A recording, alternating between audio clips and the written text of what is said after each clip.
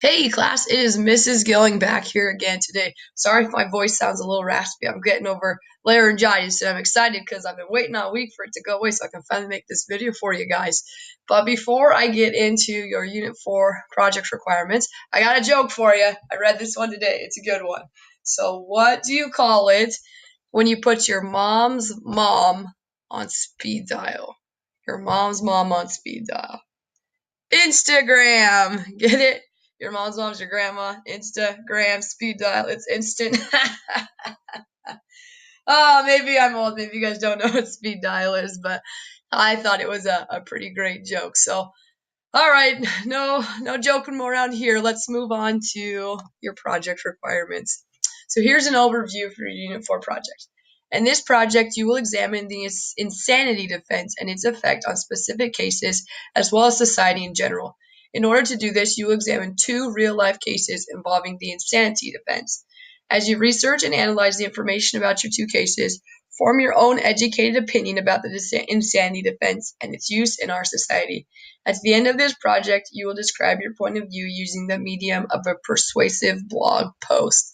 So you've probably heard of the insanity defense. Maybe if you've watched any police shows, things like that, they'll go into court and they'll say, what do you plead? And be like, I plead not guilty by reason of insanity, which means, they went crazy essentially, had some problems, and it was because of that they committed a crime.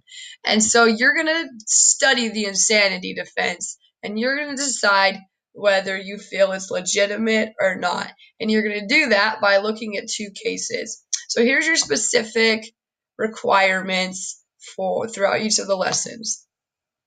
So in lesson 16, you're going to download the project packet, kind of like you did in the first unit when you wrote about the different psychologists. You're going to download a packet to your computer that you can write in. And if you have troubles with that, you can always create your own Google Doc and do it there. But most people do okay with this packet. So download the project packet. And then in lesson 16, after you do that, excuse me, you're going to look at a few different cases. You're going to look at a few cases where people were determined to be guilty and others that were determined to be non-guilty. Just look through them. You don't need to do any deep studying, anything like that. Just scan through them, and I want you to find two that are most interesting to you. So I want you to pick one that's a guilty outcome case and one that's a non-guilty outcome case, and write down the ones that you chose on your packet. That's all you have to do for lesson 16. And lesson 17, you're going to research your guilty outcome case. So the one that you picked where the outcome was guilty. And you're going to answer the following question. Who is the defendant? What's the general case details? For instance, what was the crime? What factors were important to the case? What court processes were followed? Did the case go to trial? Did it end with a plea bargain? Did the judge decide the issue? What insanity factors were described in the case? Did the defendant have any history of mental illness? Did any of the defendant's actions suggest that he or she was mentally ill when the crime was committed? Did the prosecution submit any arguments indicating that the defendant was sane when the crime was committed?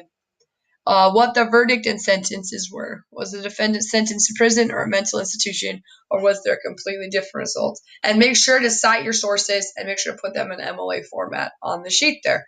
So pretty straightforward. It gives you all the questions you need to answer. In the research, you should be able to find these things. Just make sure to be thorough. And when you write things, please write in complete sentences. It's just a lot easier for me to understand your thought process if you're putting more than just words. You'll want to explain yourself a little bit in the project here. So that's lesson 17. You'll take a couple minutes, to get that done. Probably 30 minutes or so to really do some good research and to figure out all the answers to this. But you want to really learn about that guilty outcome. In lesson 18, you're going to do the exact same thing, but for the non-guilty outcome case. You're going to answer the same questions for that specific case.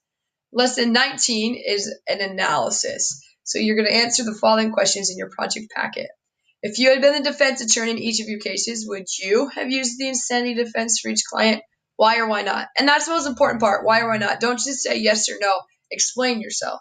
Do you think the defendants in each of your cases benefited from the use of the insanity defense? Why or why not? So in other words there, did it work for them to use the insanity defense? Or do you think that, they tried it and it failed? Or do you think the punishment they got by using the insanity defense, do you feel like that was just them getting off, or was it punishment enough? Do you think it benefited them? If the insanity defense keeps a person from being convicted, is that person better off than if he or she were sent to prison? Why or why not? Again, I really want you to explain yourself here. And last question, if an insanity plea is successful in preventing a conviction, what are the implications for society? Similarly, what are the implications for society when an insanity plea is unsuccessful? So what do you think happens when somebody goes into these courtrooms, they plead, not guilty or guilty by reason of insanity, and then the judge decides? So if they're found to be guilty, what does that mean for society? If they're found guilty, does that mean that other people are going to maybe not use the defense because they're thinking, well, it's not going to work anyways? Decide here what you need to put in. What are the implications for society? And then lesson 20, you're going to write a persuasive blog post. So there's so many bloggers out there in the world right now where they're trying to, convince people of something. And that's what you're going to do.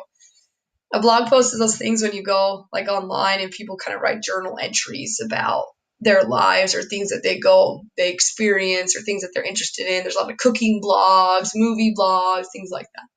So in this section of your project, you will write a persuasive blog post of at least 3 paragraphs. So not, just a couple sentences. You need to have 3 paragraphs total in order to persuade others to feel as you do about the insanity defense. Use example from your cases to back up your points. Also, if you use one of your cited sources from lesson 17 and 18 to support your arguments, then make sure that you copy and paste that citation into the space provided within your project packet. So I want you to take a stand here. After you've done your research, I want you to decide, is the insanity defense a good defense or a bad defense? Is it something we should have in society? And then you're going to write 3 paragraphs trying to convince people and persuade people to feel as you do about that. So I want you to pick a side here. I don't want you to be wishy-washy. Just give your honest opinion. Is the insanity defense a good thing or a bad thing? And write the 3 paragraphs there. Make sure you have good grammar and that you've got those 3 paragraphs. Each paragraph needs to be 3 to 5 sentences.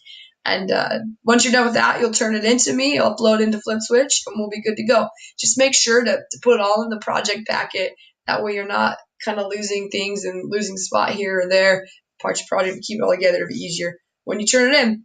If you run into any problems here or have any questions, please let me know. I'm always here to help you out. But now that you've watched this video, I would love it if you go to our Google Classroom and complete the video assignment. These are important. They help me understand if you understand the material, and they also get you credit for sitting and watching these videos. Although I know you'd watch them anyways because, they're pretty cool.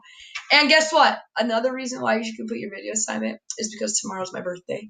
And it's probably not going to be my birthday when you actually watch this. But as of right now, while I'm making this, tomorrow's my birthday. So just assume that when you work on this, it's my birthday, and you want to complete that video assignment as a present to me.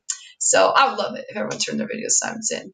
Anyways, good luck. Please let me know if you have any questions, and we will catch you next time. Instagram, put your grandma on speed dial.